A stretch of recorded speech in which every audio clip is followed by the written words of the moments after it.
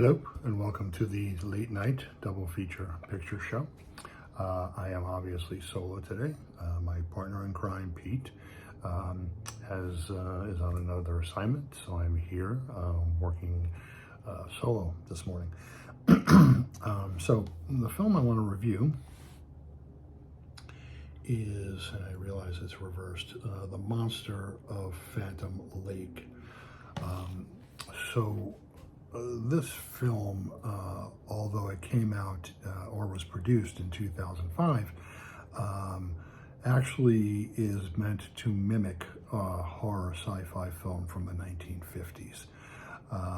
So it's 2005, it was shot on digital, shot in black and white, and for all intents and purposes is meant to be a 1950s horror film.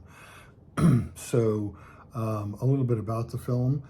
Again, released or produced in 2005, a total budget of $10,000, so very shoestring budget. As I indicated, shot on digital video, and the director is one Christopher Min. Now, I'd never heard of Christopher Min or any of his work, but in my research after having watched this film, I came to realize that he made a slew of films after The Monster of Phantom Lake, including It Came From Another World, which was released in 2007, Cave Women on Mars, released in 2008, Terror Beneath the Earth, released in 2009, Destination Outer Space, released in 2010, Attack of the Moon Zombies, released in 2011, House of Ghosts, released in 2012, The Giant Spider, released in 2013, and my favorite title, The Late Night Double Feature, released in 2014. I have not seen any of these other films. I'm assuming they're along the same as the film I watched last evening, super low budget. I'm not sure if they're done in the style of the 1950s or not. At some point, I'll try and track them down and see if I can watch these films. So, having said that, let's talk about this film. So, when the film opens, we see a professor and a graduate student pulling up to the lake.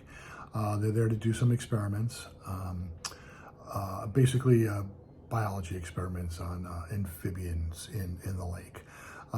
So that's the stated reason why they're there. They have a very, very odd opening scene where they're pulling up, and as they're pulling up in their car, they're just laughing, and they're both laughing and laughing and laughing, and like really bad actor laughing, and it just goes on.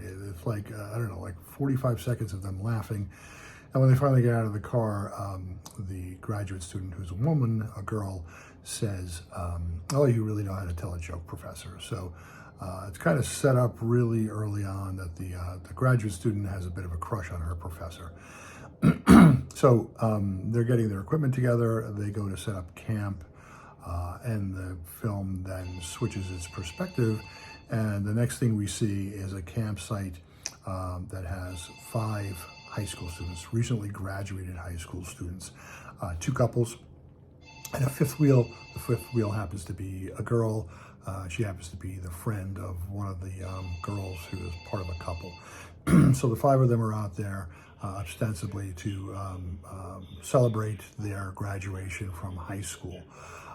So we get to see them a little bit. We get to learn that the woman, the girl, the 5th wheel, is a bit of a nerd girl. And there's some dancing going on and, general supposedly 1950s activities. And at some point they turn the music off, and it's time now to cook some hot dogs, and they're going to tell like scary stories. So one of the guys tells what's purported to be a true story, that there was a man who lived in the area who killed his wife, was caught, tried, but let go for reasons that he was not in his right mind when he killed his wife. So he didn't go to jail, and he was released, and he has insane eyes, and he's a killer, and he basically lives in those woods. And he swears up, down, and sideways that this is a true story. It's not make-believe, that this is real, that this guy lives in the forest. And of course, the fifth wheel nerd girl is freaked out by this. Oh my God, there's a murder in the woods. I don't want to stay here tonight. But they convince her to calm down and kind of go from there. So additionally, there's a scene, I think maybe it was before the two scenes I just described early in the film, where you see a pickup truck backing up to the lake, and they have these 50-gallon drum canisters. And we learn that the 50-gallon drums basically contain radioactive waste. So that whole trope, right, that whole 1950s, they're going to dump some radioactive waste into the lake, and it's going to have disastrous effects. So we see the scene of these gentlemen, these two men, dumping this radioactive waste into the lake, and then they one of the guys loses his hat, drops his hat in the lake, and is going to go in and get it, but his partner basically says, "You probably shouldn't do that because we just dumped radioactive waste there, so leave it be." They then cut to a scene where you see the purported madman who killed his wife and really does live in the woods. So the story told by the young man at the campfire is true. This guy lives in the woods near the lake, and he hears some commotion near the lake, which is these guys dumping stuff into the water, and he goes. And when he gets there, they're gone, but he sees the young man's hat floating in the lake, and decides that he wants to wade out into the water to get the hat. He does so, and of course, you can imagine, he falls in to the lake and basically disappears under the waters, and it's kind of left to your imagination that this radioactive waste is now working on him as he is at the bottom of the lake. So a couple of additional sequences of the professor and his grad student. It's the next day, they're at the lake, they're taking water samples and a few other things, and the professor finds this frog, little baby frog, and it basically has 8 legs, which is kind of interesting because the radioactive waste was dumped into the lake the day before, and already mutations have occurred, which seems a little not real science. So anyway, there's already an indication that the dumping of this waste product into the lake is having a disastrous effect on the ecosystem.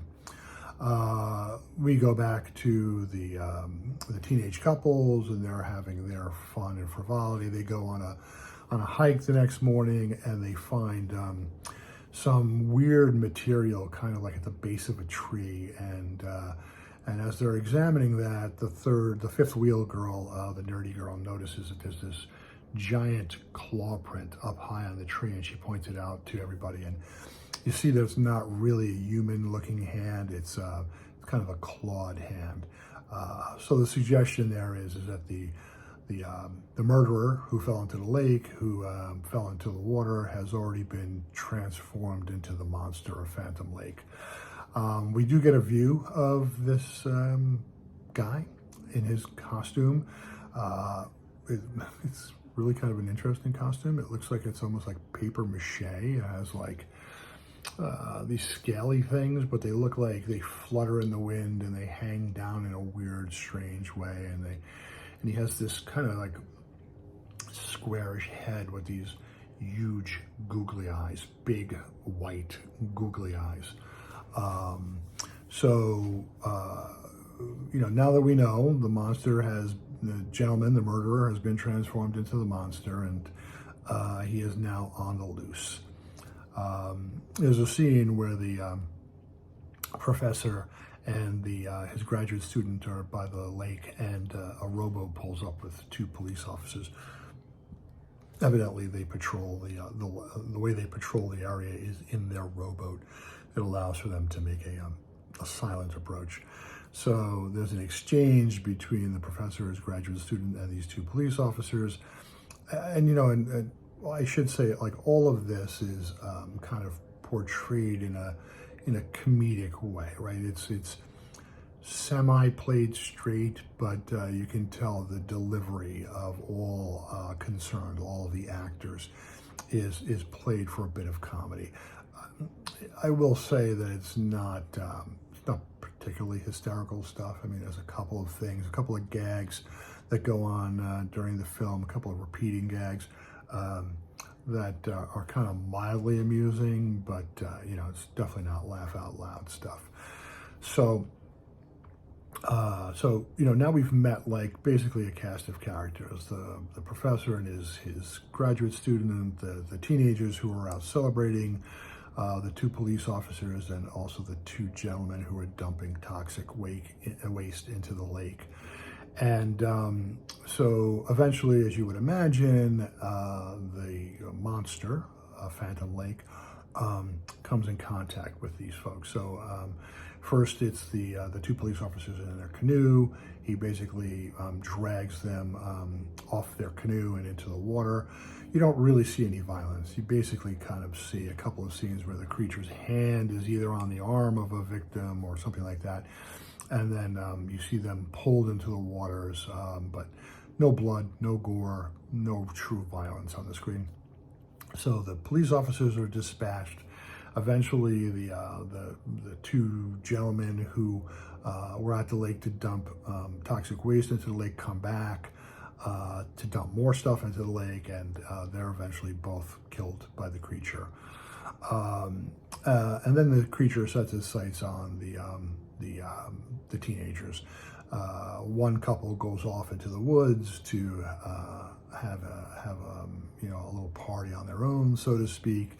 And while they're making out, the creature kind of gets to the two of them. The fifth wheel, the nerdy girl overhears their screams and is now in a panic. So the other couple, the girl gets her boyfriend to go out into the woods to check and see what happened to their friends, and he falls prey to the monster.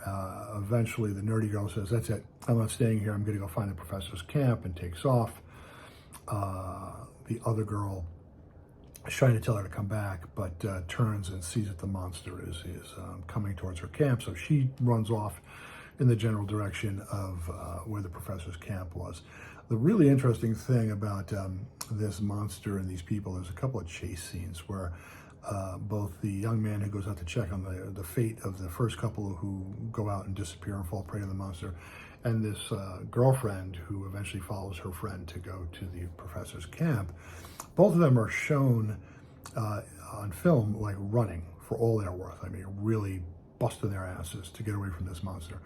The monster, when it's edited to show the monster's pursuit of them, seems to be moving at like almost a zombie pace, right? I mean, really moving slowly. So you got the people running really fast, you got the monster moving slowly, yet the moment they pause for a second to look behind them, the monster is right behind them, which I think was done not as a mistake, but I think it was supposed to be like a joke. Like, hey, look, these people are running for their lives as fast as they can. This monster's moving at a glacial pace, yet he keeps pace with them. Again, I think it was meant to be funny, not particularly funny. So ultimately, the nerdy girl finds her way to the professor's camp, and the graduate student is trying to explain to them that this monster is killing her friends. They, of course, don't believe her. But the monster eventually makes its way to the professor's camp, and now the three of them are faced with the reality that this creature is really there. There's a scene where the monster is face to face with the nerdy girl in the professor's camp, and seems not able to do any violence to her. He's kind of like staring at her with those googly eyes. And she just kind of stares back at him like terrified. And eventually the monster leaves. The professor, who, by the way, knew the murderer before he was a murderer, says that he believes the reason why the monster was unable to harm her was because the nerdy girl looks just like his murdered wife. So he killed his wife all those years before, fell into the lake, became a monster, but even in his monster form, sees that this girl looks like his ex-wife and can't do her any harm. So eventually through testing, they determine that this monster, this guy who was turned into a monster, was basically like the radioactive stuff in a lake attached to himself, and it was this protozoa, and And basically, in its current state, it has to get back to the lake from time to time, because if it doesn't, it will dry up and cease to exist. That this is the only way to really kill the monster. And his plan is to use the girl, the fifth wheel, the nerdy girl, and her resemblance to his wife, his ex-wife, to kind of utilize her to keep the monster from the lake, and that it will eventually die.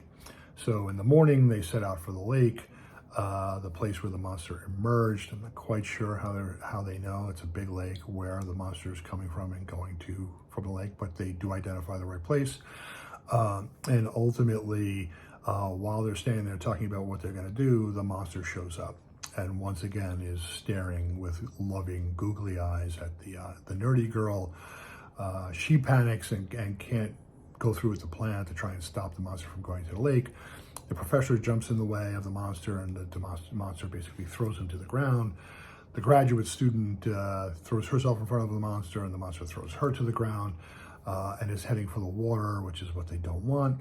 And ultimately, the nerdy girl decides that she'll do the right thing, and she steps in front of the monster. And he once again stops, frozen in his tracks, staring at her lovingly. She looks back at him in horror. And then evidently the monster must have been really close to the time where he needed to get back into the lake, because as they're standing there looking at each other, the monster collapses to the ground and dies, having not replenished itself by getting back into the water. So the monster of Phantom Lake is kind of killed by love. Sad. He can't take his eyes off of what he thinks is his former wife, doesn't get to the lake, and passes away. The professor makes some profound, goofy speech about the death of the monster, and it fades to black. The film kind of comes back up, and you see an image of the surface of the lake, and then all of a sudden it cuts to where the lake meets the shore, and you see the leg of another creature stepping forth out of the lake. And as that creature steps forth out of the lake, a sheriff's badge falls to the ground, the mud, and then the creature walks away. So clearly the film is indicating that one of the two police officers who was dragged to his death in the lake has had time to now become one of these monsters, and is now going to be the next monster of Phantom Lake. And with that, the film fades out. So overall, what would I say about this movie? I'd say that it, on a lot of levels, it doesn't really work. I think it tries to be like a 50s era film. It kind of achieves that mostly through the black and white aspects of it, but for the most part, it doesn't really have the feel of a 50s film. It tries to be humorous, and I think it fails. I think there's a couple of things that work in a kind of soft chuckle kind of a way, but it doesn't really work. It doesn't really work as a horror film because there really aren't too many horror elements in it. The acting is okay. I've seen worse. The writing is not the worst I've ever seen, but, you know, again, just okay. So, you know, as I indicated earlier, this guy went on after this film to make a bunch of films, I'm assuming in the same vein. So I'm kind of interested to see them. So even though I'm kind of saying it at a lot of levels, I think the film didn't achieve what it was trying to achieve and doesn't really work. Overall, it wasn't an awful film. It was, you know, an hour and 37 minutes, I believe, and it kept my attention. It wasn't exciting, it wasn't funny, but it also wasn't like completely so boring that I had to turn away from it. So I kind of want to check out these additional films by this director, just to see if they're in the same vein, if they got any better, The Monster of Phantom Lake being his first try. So anyway, that's it. So I guess I'll give it a grade, as I do when Pete and I are doing our reviews. Again, we do a grading system of A to F. I think I'd give this film a D. Not a complete failure, but too many things I think that the filmmaker was trying to do that doesn't really work. But again, enough there to make me kind of want to seek out these other films and take a look and just see as a filmmaker if he has progressed. So thank you for joining me on this solo edition of the Late Night Double Feature Picture Show. Again, the film that I've been reviewing is The Monster of Phantom Lake. So thank you. Look for more videos in the future with my partner Pete. We'll be posting some in the next week or so. So thank you again for joining me, and have a great day.